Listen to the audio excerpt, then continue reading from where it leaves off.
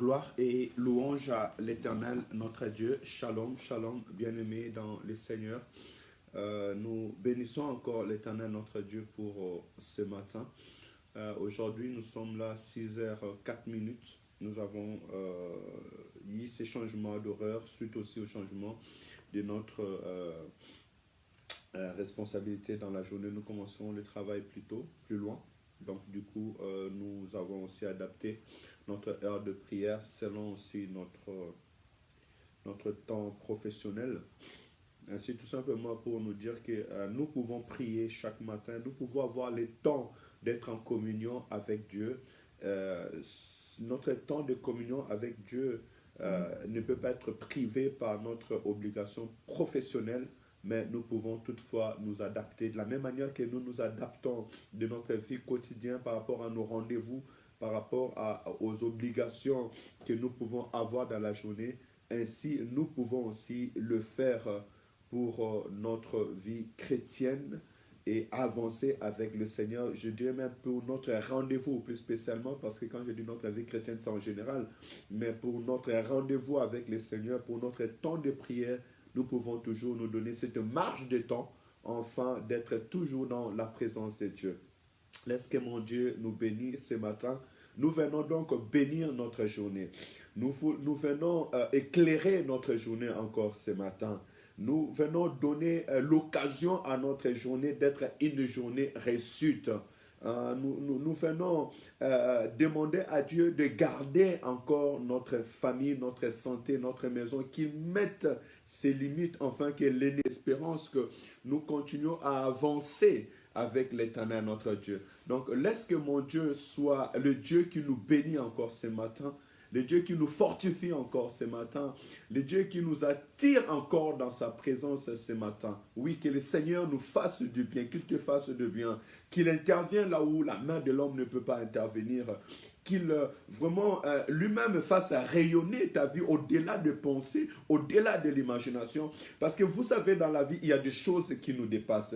Il y a des choses que nous-mêmes, étant hommes, nous ne pouvons pas être au contrôle de cela. Mais l'Éternel Dieu qui nous a créés, lui qui nous a donné la capacité de surmonter toutes choses, il est au contrôle de toutes choses. Et laisse que ce Dieu-là soit celui par sa main puissante et invisible, marche avec toi dans cette semaine.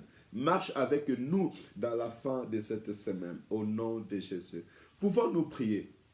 Éternel Dieu de gloire, Dieu tout-puissant, Créateur du ciel et de la terre, je loue ton nom, je glorifie ton nom. Seigneur, David a dit, Abraham a dit, le maître du ciel et de la terre, c'est toi, Père éternel, qui est au contrôle de toutes choses. Père éternel, il n'y a aucune surface sur cette terre qui ne peut être sous contrôle de ton esprit. Il n'y a aucune personne sur cette terre qui ne peut être sous ton contrôle. Oh, je loue ton nom, je glorifie ton nom, je lève ton nom encore ce matin. Je te dis merci car tu es là. Père éternel, dans nos maisons, tu es là. Dans nos santé, tu es là, Père éternel. Dans nos projets, tu es là. Dans tout ce que nous sommes en train de faire, tu es là. Dans les circonstances que passent mes frères et sœurs, dans mes circonstances, Seigneur, tu es là. Et c'est toi qui es au contrôle de toutes choses. Voilà pourquoi je te bénis encore ce soir. Je viens ensemble avec mes frères et mes sœurs te louer, t'adorer, te rendre des actions de grâce, te bénir encore ce matin, car tu es un Dieu fidèle, tu es un Dieu d'amour, tu es un Dieu de paix, tu es un Dieu de vie, tu es celui qui restaure, tu es celui qui guérit, tu es celui qui essuie les larmes de nos yeux, tu es celui qui nous donne un nouveau départ. Oui, Père éternel, tu es celui qui vient nous arracher des lèvres de l'ennemi, tu es celui qui vient mettre fin à tout ce que l'ennemi a voulu, Père éternel, Seigneur, manigancer ou planter dans notre vie. Louange soit à ton nom. Père, tu dis tout ce que mon Père n'avait pas sémé sera déraciné. Alors dans notre vie, dans cette journée, nous déracinons tout ce qui est de l'ennemi. Nous déracinons tout ce qui est projet de l'ennemi, tout ce qui est plan de l'ennemi, tout ce qui ne confessera pas ton nom dans notre journée, dans notre vie. Père éternel, nous la déracinons au nom de Jésus. Papa, sois au contrôle de toutes choses. Esprit de l'Éternel, j'ai 1000 fois confiance en toi. Agis au-delà de nos prières. Agis, Père éternel, au-delà de nos demandes. Nous recommandons cette journée. Nous voulons marcher avec toi. Nous voulons que tu nous couvres, tu nous rayonnes de ta gloire et de ta grâce, Seigneur. Père éternel, que ton autorité et que ta puissance, Père éternel, Seigneur, cette puissance qui restaure toutes choses, qui rétablit toutes choses, soit agissante dans ma vie, dans la vie de mon frère et dans la vie de ma soeur. Ce matin, durant toute cette journée, au nom de Jésus, bénis notre travail, bénis les études de nos enfants, bénis le ministère, Père éternel, que tu as planté dans cette ville et dans ces pays et dans tout lieu, Père éternel, que ces paroles seront reçues. Au nom de Jésus-Christ, nous avons ainsi prié. Amen. Que le Seigneur vous bénisse. Nous prions au nom puissant et glorieux de notre Sauveur et Seigneur Jésus-Christ, lui qui est capable de faire de notre vie ce que lui-même a planifié d'avance. Nous prions, nous demandons qu'en portion de ce que nous avons su, connu, mais ce qui est réellement notre chemin, c'est lui seul qui l'a planifié. Hier, j'étais avec un bien-aimé et j'ai dit à mon bien-aimé, Dieu nous montre souvent des choses, mais le chemin, c'est lui-même qui les cache. Le chemin, c'est lui-même qui les détermine. Alors, nous pouvons tout simplement lui faire confiance. Gloire à Jésus. Donc, hier, nous avons commencé à lire la parole de Dieu en Romains chapitre 9. Nous étions arrivés jusqu'au verset 12, 13 même. Et nous avons vu que nous sommes les fils de la promesse. Parce que ce qui est de la promesse, c'est ce que le Seigneur a dit. Avant qu'elle n'arrive même, avant qu'on puisse les palper. Dieu avait dit à Abraham que l'année prochaine, à la même époque, tu auras un enfant. Ça, c'est la promesse. Et lorsque Isaac est venu, Isaac était le fils de la promesse. La Bible déclare qu'il a dit que dans le ventre, avant même que les enfants soient nés, il a dit que j'ai choisi Jacob et j'ai rejeté Ésaü.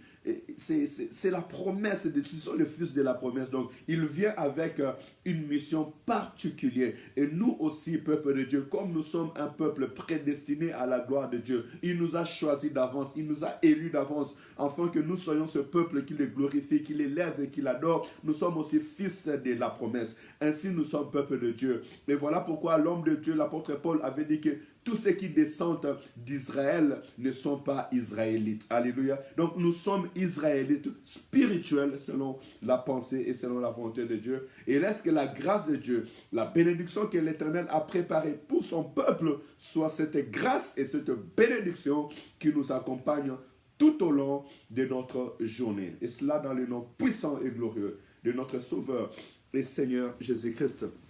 Nous allons donc continuer notre lecture à partir du verset 14. Que dirons-nous donc? Y a-t-il en Dieu de l'injustice? Loin de là, car il dit à Moïse, je ferai miséricorde à qui je fais miséricorde, et j'aurai compassion de qui j'ai compassion.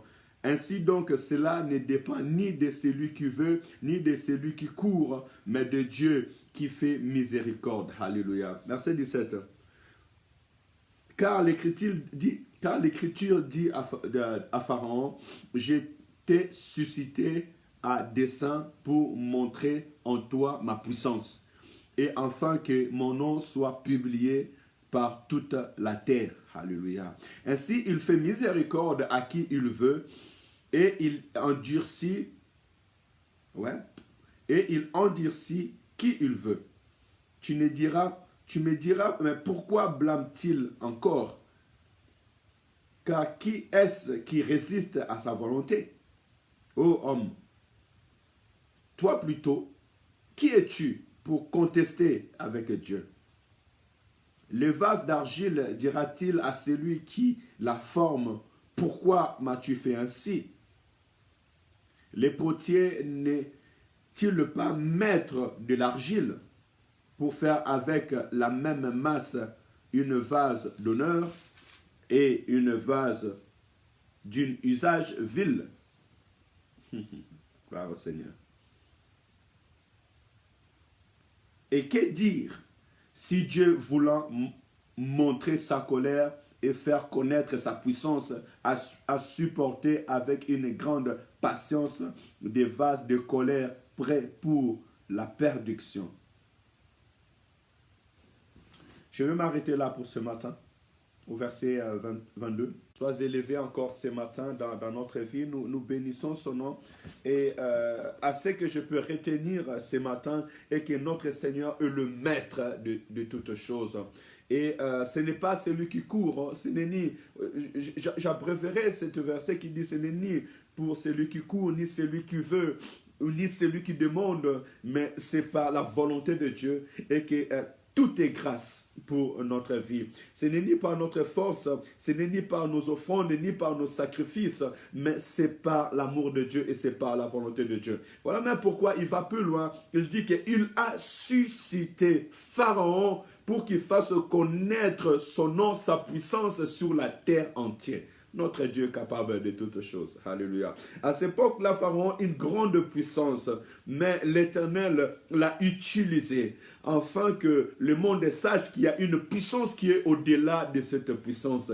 Il y a une autorité qui est au-delà des autorités de ce monde. Il y a une armée puissante qui est au-delà de toute armée de ce monde. Et Dieu est capable de libérer toute une nation. Pas seulement une personne, mais de libérer toute une nation, de renverser tout un régime, de renverser toute une armée. Et l'Éternel peut utiliser la nature pour faire ce que l'homme ne peut pas faire. L'Éternel peut mettre une grande armée dans une piège pour sauver son peuple.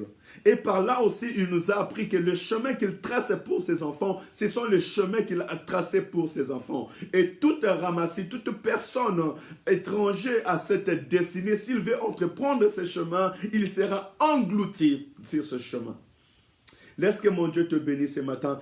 Tu ne cours pas. Je veux dire par là que ne force pas des choses par tes propres efforts. Ne cours pas comme un cheval tout seul, mais réellement recommande ton sort à l'Éternel. J'ai appris aussi dans ces versets, et c'est une expérience que j'ai appris dans la vie quotidienne, et que j'ai appris à ne pas dire à Dieu pourquoi. J'ai appris et j'apprends encore à accepter les conditions que Dieu me donne, à accepter la vie que Dieu m'accorde, à accepter les circonstances, les niveaux de circonstances que Dieu me donne aujourd'hui. Parce que c'est lui qui sait pourquoi je passe ce temps. Parce que souvent, nous précipitons les choses. Nous courons derrière le temps. Nous courons derrière les circonstances. Nous courons derrière ce que les autres vivent parce que nous voulons aussi les vivre. Mais or, Dieu sait pourquoi il ne permet pas encore ces choses en ces jours. Il sait pourquoi il permet que nous puissions passer des circonstances particulières dans notre vie aujourd'hui. Et il sait quand, au juste moment, au temps fixé, qu'il va ouvrir toutes choses. Voilà pourquoi je vous encourage, bien-aimés dans le Seigneur, de ne pas courir derrière le monde, de ne pas courir derrière les circonstances, mais plutôt faisons confiance en l'Éternel. Faisons confiance à l'homme de l'Esprit qui réside en nous et qui connaît la pensée de Dieu, qui connaît le voie de Dieu pour nos vies. Et nous serons réellement bénis. Alléluia. Que l'Éternel nous bénisse fortement encore ce matin. Tu es un vase d'or et tu es placé là où tu es placé. Et comme une vase d'or ou bien une vase vile, l'Éternel sait pourquoi il t'a créé. Vous savez, l'eau qui a été changée avant, c'était l'eau qui était destinée pour la purification des Juifs. Cela veut dire que ces vases étaient à l'extérieur et cette eau-là, c'était pour venir nettoyer sa main, c'était venu pour nettoyer et se nettoyer. Mais l'Éternel a dit à ses disciples, remplissez ces vases d'eau. Ces vases qui étaient, je dirais, dans l'image des villes, parce qu'ils ne pouvaient pas entrer sur la table du noce. Vous imaginez qu'une vase qu'on lave le main et on prend cette vase et ces eaux, on vient les poser sur la table où il y a les mariés. C'est impossible parce que humainement par là, ça prend la saleté, ça prend, comment je peux dire, oui, ça prend les saletés de la main et autres pour pouvoir entrer maintenant, être pur. Mais l'Éternel a utilisé cette vase et cette vase, il en faisait un miracle. Le vin est entré et cette vase a quitté l'extérieur pour entrer et rester sur la table. Écoutez, l'Éternel Dieu a agi comme il a agi. Ce n'est pas parce que hier, ce paralytique ne pouvait pas entrer dans le temple parce qu'il était paralytique, qu'un jour, il n'était pas devant le souverain sacrificateur et debout. Tu sais, Dieu peut utiliser ta vie, il peut utiliser ce que tu es pour renverser les circonstances, pour rendre un témoignage heureux et glorieux dans la vie de son peuple. Ayez tout simplement confiance à Dieu. Ne te minimise pas. Vous savez, dans l'O-Débar, il était trop loin. C'est l'un des descendants de Saoul. Il ne savait même pas. Il était paralytique. Mais, et il ne s'imaginait même pas qu'un jour, il pouvait s'asseoir sur la table du roi. Mais l'Éternel, un jour, a touché le cœur de David. Il a fait sortir cet enfant là où il était et il l'a amené jusqu'à la table du roi.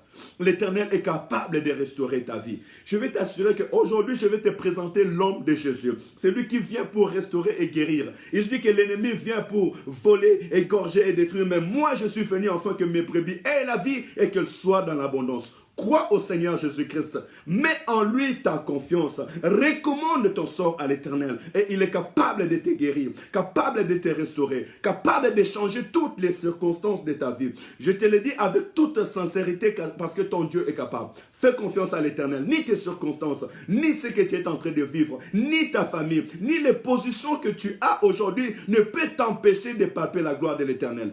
Et je sais que mon Dieu peut t'utiliser. Lui qui t'a créé, lui qui t'a formé, il t'a formé avec un sujet, avec un but, avec une raison particulière. Ne dis pas que je suis court, ne dis pas que je suis grand, ne dis pas que je suis belle, ne dis pas que je suis laide, ne dis pas que pourquoi je suis né dans ce pays. Non, l'Éternel sait où il t'a placé, pourquoi il t'a placé et en quel but et en quelle raison. Tu as été né pour une raison particulière. David, il était l'un des plus jeunes de sa famille. Mais cela n'empêche que l'Éternel lui a utilisé lui pour lui rendre comme un roi. Alléluia. L'Éternel est capable. Joseph était l'un des 11e de sa famille. Mais ce n'est pas pour rien que l'Éternel lui a utilisé. Ça n'a pas empêché la position de Joseph. Même les circonstances qu'il a passées jusqu'à ce que devenir esclave, devenir un esclave qui est mis en prison. Et n'est pas n'importe quelle prison, la prison des pharaons. Mais cela n'a pas empêché qu'il devienne gouverneur. Ta situation aujourd'hui n'empêchera pas que l'Éternel t'utilise. Crois seulement à ce Dieu-là. Mets en lui ta confiance et l'Éternel agira dans ta vie. Que le Seigneur nous bénisse abondamment. Soyons réellement bénis au nom du Seigneur Jésus-Christ. Notre Dieu est juste en toutes choses. Nous laissons son esprit tout simplement agir dans notre vie et nous croyons en son nom. Que mon Dieu vous bénisse. Notre rendez-vous, Dieu voulant, demain matin, pas à la même heure. Demain matin, ça sera samedi. Nous commencerons plus à 6h40 comme d'habitude. Que le Seigneur vous bénisse abondamment. Shalom, shalom.